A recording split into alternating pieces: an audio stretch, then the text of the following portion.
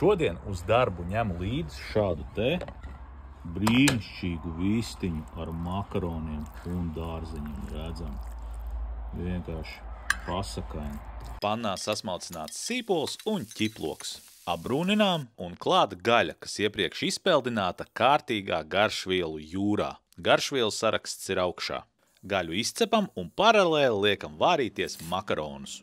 Tālāk gaļu sasmalcinām un klāt gan sarkanā, gan zaļā paprika, kā arī tomāts. Samaisām pāri vēl nedaudz sāls un nedaudz pasautējam. Pa to laiku sataisām mērci, tātad grieķu jogurts, buljons, tomātu pasta un kārtīgi samaisām.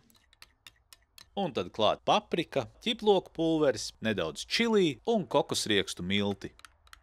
Kad gaļa un makaroni gatavi, pārbaram to lielākā traukā un klāt mērce. Samaisām, klāt siers, samaisām un gatavs. Sulīga un bezgalīgi garšīga. Turklāt daudz olbaltumvielas un maz kalorijas.